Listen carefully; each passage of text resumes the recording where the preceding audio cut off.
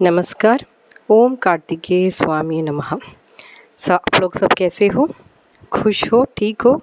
बस ऊपर वाले से यही प्रार्थना रहेगी कि आप सब खुश रहें, सुखी रहें और सब सबके लिए प्रार्थना करते रहें। अगर हम दूसरों के लिए प्रार्थना करेंगे तो उसी का रिवर्स इफेक्ट हमें भी मिलेगा। तो आज हम आपसे हमारे जो विघ्नहर्ता श्री गणेश भगवान की छोटी सी एक लीला के बारे में बताऊंगी। अब लीला में ये है कि उन्होंने कुछ सूचित किया है, कुछ सूचना दी, मतलब सिग्नल कह सकते हैं, भगवान का सिग्नल। हमारे घर में वेडनेसडे यानी कि बुधवार को मैं खासकर विघ्नहर्ता श्री गणेश भगवान की प्रार्थना दिया जला के पूजा पाठ करती हूँ, प्रार्थना करती हूँ, भजन कीर्तन ये भी सुनती हूँ, साथ में उनका नाम माला जप भी करती हूँ। तो इस बार क्या हुआ, इस बुधवार को मैं सुबह उठ के जब मैं प्रार्थना कर रही थी, मैंने कहा आज मेरी जो बहन है यानी कि आपकी भक्तिनी विघ्नहर्ता श्री गणेश की भक्त है मेरी बहन, तो उसके लिए मैं आज आपसे सुबह और शाम को प्रार्थना करूंगी। तो सुबह ज़्यादा हो नहीं पाती है तो मैंने कहा कि थोड़ा करके बाकी शाम को ज़्यादा देर तक प्रार्थना करूंगी मेरी बहन के लिए। तो ऐसा मैंने गणपति भगवान से प्रार्थना करते हुए कहा सुबह सुबह। ऐसा क्या कि हुआ क्या, शाम के करीबन 6 बजने से 10-15 मिनट पहले मुझे दोनों पैर इतना ज़्यादा दर्द हो रहा था, एकदम से, मतलब अचानक हुआ दर्द। आप लोग सब सोच रहे होंगे कि मैं खाली मतलब झूठ बोल रही हूँ, ऐसी ढोंग कर रही हूँ, बट मैं सच्ची कह रही हूँ।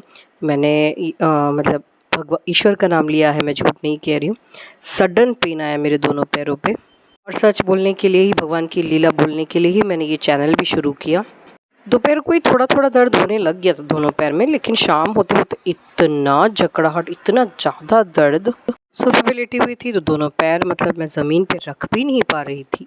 फिर जब 6 बज गए, मैं कैसे कैसे भी मतलब धीरे धीरे चल के भगवान का जो दिया होता है ना, वो बत्ती रख वो थोड़ा धो लूँ, सोचा वो दीपक।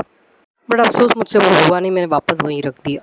फिर वापस बैठ गई। मुझसे नहीं हो रहा था तो मैंने क्या किया, मम्मी को कहा मैंने, मुझसे हो नहीं रहा है मम्मी, हाथ पे मतलब पैर बहुत दुख रहे हैं, उठा भी नहीं जा रहा है, मुझे इधर ही बैठ के प्रार्थना करना पड़ेगा। ये बोलते ही फटाफट मम्मी को भी अचानक से एकदम से पता नहीं क्या हो गया, उनको पेट में एकदम से बहुत ज़्यादा दर्द, अजीब सा उनका हालत हुआ, हेडेक, मतलब सिर दर्द और पेट दर्द दोनों एक साथ अचानक से। और वो जाके दूसरे रूम में जाके सो गई। मैं सोची कि ये क्या अचानक से, तभी अचानक से पावर कट हो गया, मतलब करंट गया।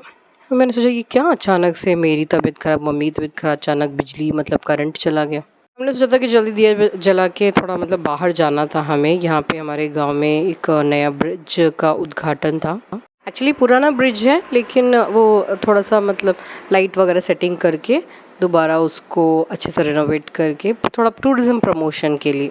नज़दीक में एक पार्क भी है तो सोचा कि वहाँ सब थोड़ा घूम आएंगे। तो पैर ही नहीं हिल रहा, ना मुझसे हो पा रहा, और मम्मी की तबीयत भी ख़राब था। मैंने मम्मी को कहा तो ज़रा मेरी बहन से बोल दीजिए, छोटी वाली बहन है मेरी, उससे बोल दिया कि ज़रा दिया जला दे, क्योंकि आज मैंने सुबह भगवान से बोला था कि मैं उसके लिए आज प्रार्थना नाम जप करूँगी, लेकिन फिर उसी से करवाना पड़ा। था वो जाके जल्दी हाथ मुँह पैर धोई, और आते ही उसने जैसे ही दिया जलाया वैसे ही करंट आ गया। ऐसा लग रहा था साक्षात हमारे विघ्नहर्ता श्री गणेश भगवान जानबूझ के ये किया है, क्योंकि इतनी देर तक करंट था। अचानक 6 बजे से मतलब बजने से 10 मिनट पहले करंट का जाना, और अचानक मेरी बहन का दिया जलाते ही वापस आना। ना मैं दिया जला पाई, ना मेरी मम्मी दिया जला पाई, और बहन से ही जलवाना, मतलब उसी से बोलना पड़ा। ये पता है क्यों ऐसा है? क्योंकि मेरी बहन बहुत बड़ी भक्त है श्री विघ्नहर्ता गणेश भगवान की, क्योंकि उसके मोबाइल में वगैरह हमेशा डिस्प्ले में भगवान गणपति ही रहते हैं। मेरी तरह सारी देवताओं की पूजा नहीं करती, वो सिर्फ और सिर्फ गणपति भगवान की ही ज़्यादा पूजा करती है, प्रार्थना करती है। एक्चुअली उसी को जलाना चाहिए था आज का दिया, लेकिन बच्चे सब क्या होते हैं कि हम बोलें और वो नहीं करते हैं ठीक से। आजकल के बच्चे बस दिया जला के भाग जाते हैं। तो मैंने सोचा कि आज मैं उसके लिए थोड़ा पूजा पाठ कर लूँ, उसका थोड़ा सा लाइफ में थोड़ा विघ्न विघ्न चल रहा है, लेकिन भगवान को कुछ और ही मंजूर था, उसी से दिया जलवाया। तो मतलब आप, आई थिंक आप सबको थोड़ा बहुत आइडिया आ गया होगा कि ये सब क्या चल रहा है।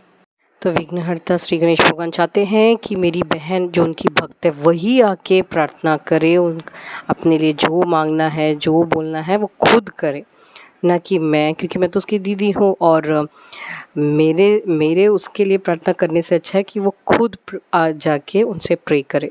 प्रार्थना करें। ज़्यादातर क्या होता है कि छोटे-छोटे बच्चे सब होते हैं तो माँ ज़्यादातर बच्चों के लिए खुद प्रे करती हैं और घर की स्त्रियाँ भाई के लिए, पापा के लिए, मम्मी के लिए ऐसे प्रार्थना वगैरह करती हैं ना।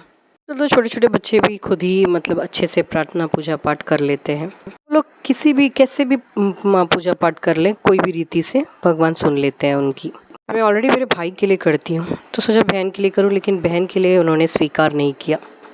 तो प्रभु ये चाहते थे कि उनकी भक्त खुद आके उनसे प्रार्थना करे, खुद ही आके भक्ति करे।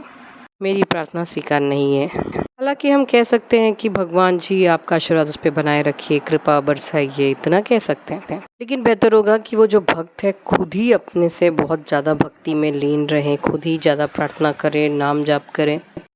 हाँ, उसने खाली दिया जलाया और वो चली गई, लेकिन उतना भी काफ़ी था, एटलीस्ट नमस्कार तो किया। उतना भी भगवान की मर्ज़ी थी और भगवान ने उसे ये करवा ही लिया। क्योंकि सोचिए अचानक से मेरा दोनों पैर एकदम जकड़ जाना, मम्मी का भी मतलब तबीयत ख़राब होना, करंट जाना और सब कुछ मतलब ऐसा हुआ कि भगवान ने ही कराया हो।